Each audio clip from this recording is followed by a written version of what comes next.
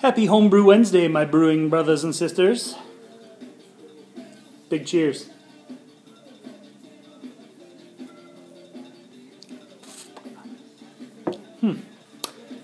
It's the first pint of my black IPA. As you can see, black as night. This is one of the beers that, when I got the grains from Northern Brewer, they swapped the dark grains into a pale mild. So it's kind of a brown IPA, amber IPA maybe. But it's good. It's young. It's only been in the keg a few days, just long enough on gas to get carbonated. I'm going to leave it alone long enough to get good before I drink the whole keg and then wish that I would have waited another 2 weeks. The super cool thing is, though,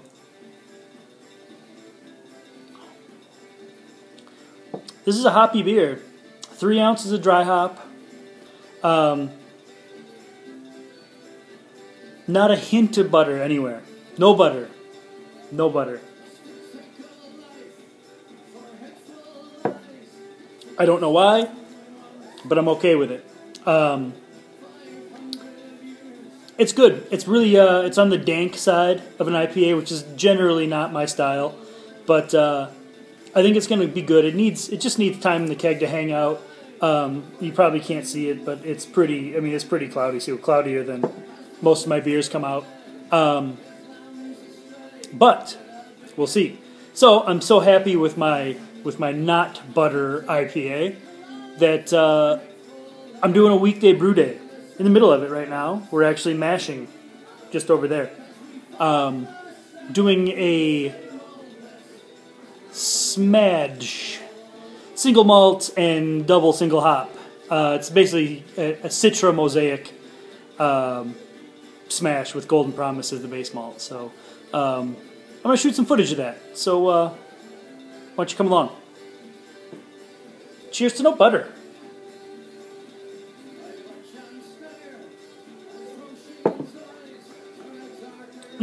No butter. Alright, here's our grist. 12 pounds of Golden Promise. This is going to be like let's call it a double smash. Single malt but double hop with Citra and Mosaic.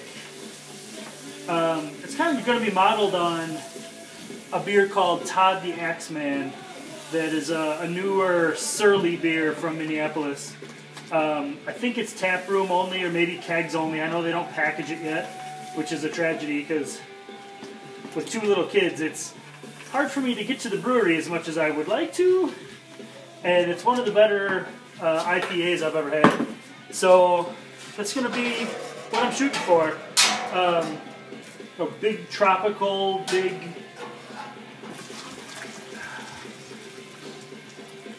mango-y citrus deliciousness.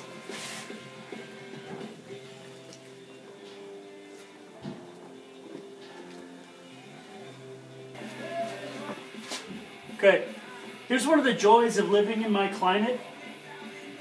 I'm nearly positive I just stirred one of the fake ladybug Japanese beetles into my mash. There it is. Yep, I totally did. But I got her. So, unless there's more than one beetle that decided to fly into my stupid mash tun, we should be clear. Okay, I've got a little problem. My mash temp is way low. We're like 142. I don't know how I fucked that up, but I did. So, let's do a decoction, because that sounds fun on a Tuesday. And it's going to be a complete and total fucking, it's a wing it decoction. I don't know how much I'm going to pull. I don't know how much it'll raise the temperature. I don't know much of anything. But that should never stop a home brewer, right? But I do know I want to get this mash temperature up a little bit. Low 140s. I don't know, it'd probably make a fine beer. especially with all base malt. But I've talked myself into this plan, so I don't know. Away we go. Okay, it's video proof of a weekday decoction. I'm just going to keep stirring it. I don't want it to burn or scorch on the bottom. This pot is like the thinnest, cheap. It's like the first homebrew pot everyone got, at least back in the late 90s or early 2000s. But I've hung on to it for all these years. It's just a little stainless 4-gallon pot. I made some good beers in this pot. I also made some super shitty beers in this pot. But I don't know if I'll bring it all the way to a boil. I probably will. And then I figure I pulled out just, according to the marks on the pot, just shy of a gallon. So we'll see. This should raise my temp up back to kind of what I want to hit, which was just the, like low 150s, 152, 154, 151, 153, whatever. But I didn't want it to be 10 degrees under that. So decoction. Foolproof, easy solution, right?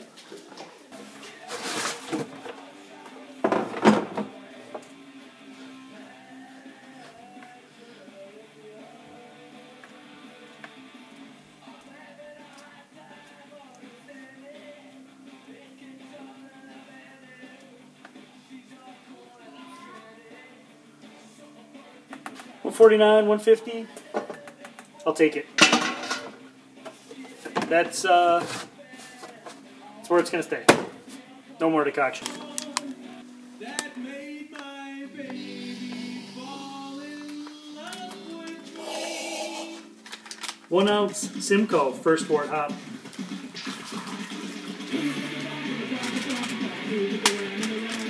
Mwah! Alright, coming up to a boil with my boil over fighter Jonah. You wanna say hi, Jonah? Hi. Don't look at the camera, fight the boil over, boy. I think you're good. I'm gonna tone this burner down. We'll be good to go. Okay, so I'm halfway through the boil. Single decoction done. Tuesday night. Feeling like a rock star homebrewer right now. Cheers, kids. This here. Can't you see that that is a pale English mild? Pale English mild.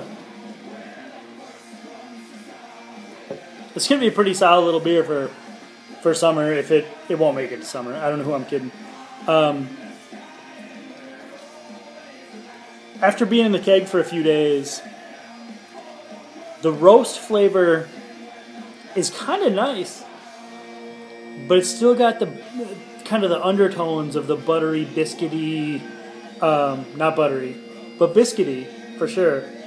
Biscuity, toasty. It's a nice toasty beer. It's,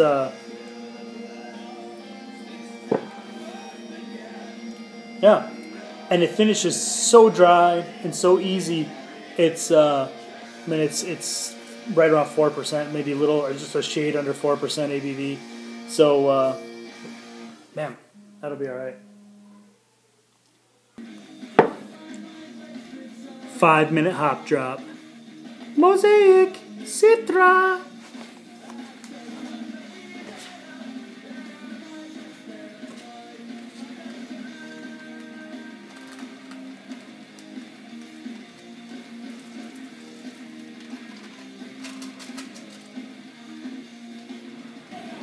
Flame out hops. 3 ounces.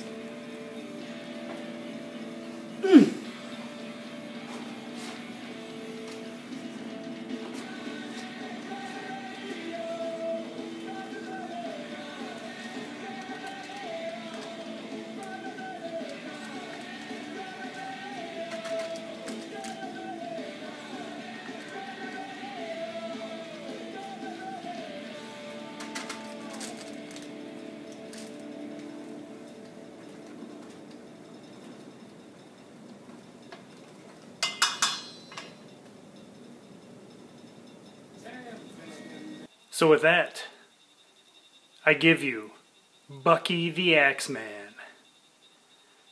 We're just running in the fermenter now. Everything's chilled, good to go. 1068 original gravity, should be delicious. If everything tastes like it smells going into the fermenter, this is going to be unreal.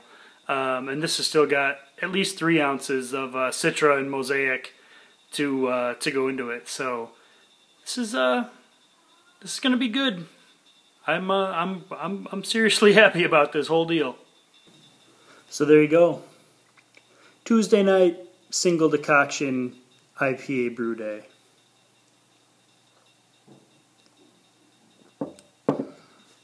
Isn't that what all homebrewers do every week?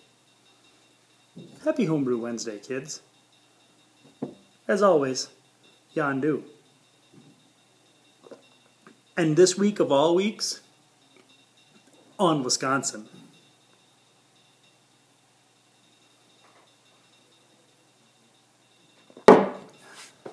Cheers.